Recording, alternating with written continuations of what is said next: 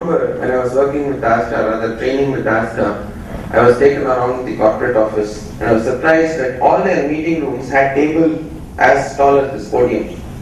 So I asked them, what's this? Where are the chairs? So they said, no meeting room has any chairs. It's all stand-up meetings. Why? When you sit, it's nice, it's comfortable. Very soon you want tea and biscuits served. The minute tea and biscuits are served, you are invigorated to come up with nice ideas. And then intellectual discussions follow. Most often than not, which is just time consuming. And very soon, it's a question of intellectual posturing. I want to be seen brighter than you. And who is going to implement all these bright ideas? The poor guy in the store who is a college dropout or a 12th standard pass. Half the time you will not understand anything. And I'm sure as shoppers, all of you have experience. You go and ask the cashier about a particular product or offer, he will look at you blankly. Actually, you look like the deer caught in the headlight. My God, why doesn't this guy disappear? That is what I mean when I say no harm. Retail, in that context, is very different from corporate. It's very hands-on. In fact, when I walk into a store, I can figure out whether the manager is effective or not simply when you see whether the manager is sitting in the back office typing out reports or in the floor ensuring that everything is working as it should. What will it take out? Obviously a little bit of money and nothing really much other than money. Will it kill that small trader? Like you would have read in most of the media reports and also mentioned just now, I'm yet to hear of a guy closing down because a large format store opened. In fact, Metro Cash and Carry has actually enabled a lot of these small traders to be able to purchase products in a far more efficient manner.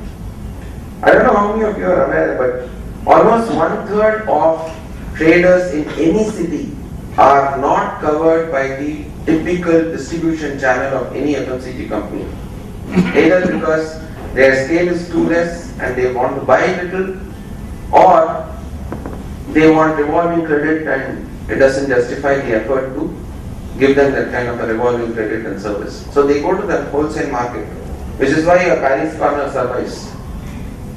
And my due apologies to anybody who is in the wholesale business here, but the fact remains that there is very little value add that happens other than holding inventory and transferring it. So, in a manner of speaking, if you go back to the definition of retail with regard to aggregating of volume, these standalone operators cannot do aggregating of volume by themselves. But then somebody like a Metro Cash and Carry or any other cash and carry operator steps in and does that volume aggregation on their behalf.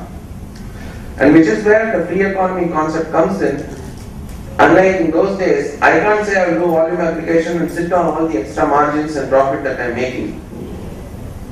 If I try to do that, somebody else is going to give away the margins as better prices and it doesn't work. So, small traders dying out, impossible. Will it redefine the supply chain like everybody is very excited? Farm to plate, farm plate to your fridge. Very nice to hear. The reality is the tomatoes that you are buying, and I think it's around 28 or 30 rupees as of yesterday for a per kilo. The farmer gets around 2 to 3 rupees. And that's because there's multiple layers. And these multiple layers, although they don't add value, has become a reality in the Indian context simply because of the geographical spread of our country.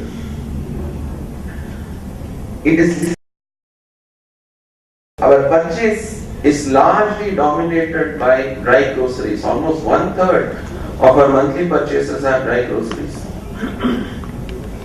Most of the international food and grocery retailers have very little, if not zero experience with regard to sourcing dry grocery. So what are they going to do? They have to learn. It's a learning curve.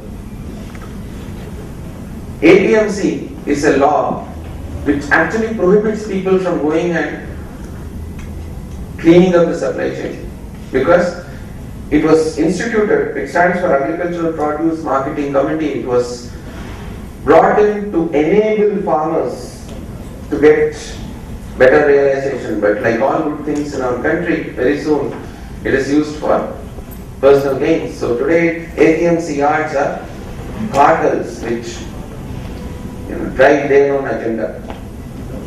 There are rules which define that you can't hold more than so many tons of grain. So in this context, I really fail to understand how the supply chain is going to be dramatically changed. Having said that, the other problem with this entire debate about FDI is, we all tend to think FDI Walmart, FDI Tesco. Why not FDI Toys R Us? Why not FDI Home Stock? I mean Home Depot or Lowe's. I don't know whether you even heard the name Lowe's. They are all categories which have a huge latent demand in the Indian market.